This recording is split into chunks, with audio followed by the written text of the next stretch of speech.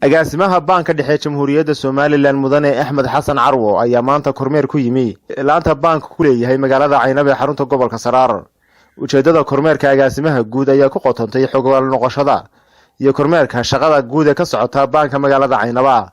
Agaasimaha oo socdaalkiisan uu ku wehelinayay korjoogaha banka ee gobolada Bari Cumar Xogogaal ayaa waxa uu soo indheeyay qaybaha kala duwan ee banka. Ugu dambeyntiina waxa uu kulan la yeeshay maamulka iyo shaqaale weynaha kala duwan ee ka howlgala banka magaalada Caynaba. Ugu horreynba waxa halkaasi ka hadlay maamulaha banka magaalada Caynaba Cabdullaahi Sheekh Aadan waxaanu faahfaahin ka siiyay shaqada ka socota banka magaalada Caynaba.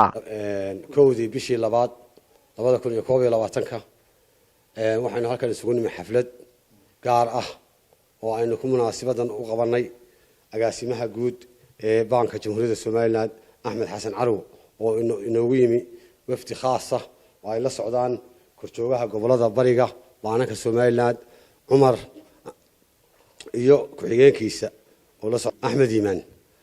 waxaanu direenahay madaxda sharafta leh Mr. Agaasime soo dhawaada ku soo dhawaada laanta Caynabo aniga oo ku hadlaya magaca shaqaalaha laanta Caynabo oo ah maamulihii laanta Cabdullaahi Sheekh Aadan waxaanu ku leenahay welcome to open hands. marka laantanina waa laan in badan furnayd waa laan tayo leh waa laan dakhli leh oo dhinaca kastamka marka la eego kharash badan soo xiraysa. sidoo kale korjoogaha baaranka ee gobolada Bari Cumar Xogogaal ayaa isaguna faahfaahin dheeraad ah ka siiyay agaasimaha banka dhexe shaqada ka socota baaranka gobolada Bari ee dalka Jamhuuriyadda Soomaaliland. agaasimo guud maanta sharaf weyn bay inoo tahay inaynu agaasimihii guud ee banka dhexe inaynu halka ku soo dhaweyno Axmed Xasan Carwo laanta Caynaba oo uu soo maray laanta ood weyne oo hawsheedii operationkeedii uu soo furay laanta Burco uu soo maray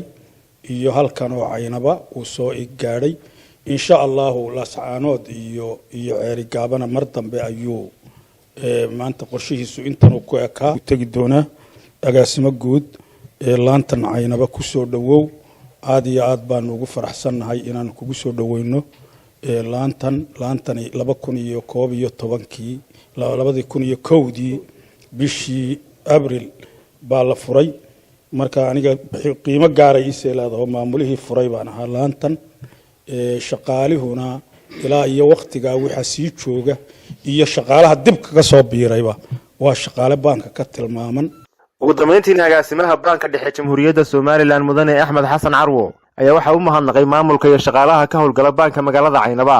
waxaanu kula dardaarmay inay laban shaqada culus ay u hayaan bulshada gobolka Saraar. sharaf weyn bay tahay inaan maanta joogo Caynaba lamaha magaca leh waliba dhulka weyn lagu xisaabtamay kastamada badan leh dakhliga leh fiican baa ka mid yihiin waana ta keentay in la yiraahdo hal la dhiso laan cusub idinkoo waliba si fiican u cusuba haddana laanka qurux badan oo ka wanaagsan oo kulli waa aragteen baan maleynaya ood weyne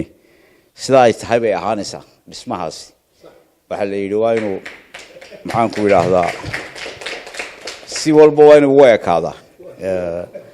dhismaha caynkaasi kuma yaalo Hargeysa kuma yaalo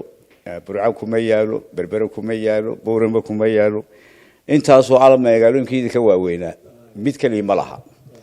laakiin nasiib baa u yeelateen oodayna markii la dhisay baa la yiri Caynabana ha raacdo wajaale insha Allah ta'ala bishana la furi doona ama bisha dambe ugu dambeyn marka horumar weyn oo xagga baananka aynu gaadhnay waxyaabaha la inaga baahan yahayna waxa weeye haddii aynu kharashada badan galayno inaguna aynu wax soo saar yeelano oo shaqadii kordhino oo kharashkii yarayno oo maxaan ku yiraahdaa dadku ay noqdaan dad hadii jeer maskaxda ku haya inay wixii ay safe gareeyaan ee kharashaha ay yareeyaan faa'iidadeeda inuu wadankana galayo iyaguna ay wax ku leeyihiin oo marba banku sidoo u macaasho ayuun wax ka heli karaa tartan baa jira laamaha ah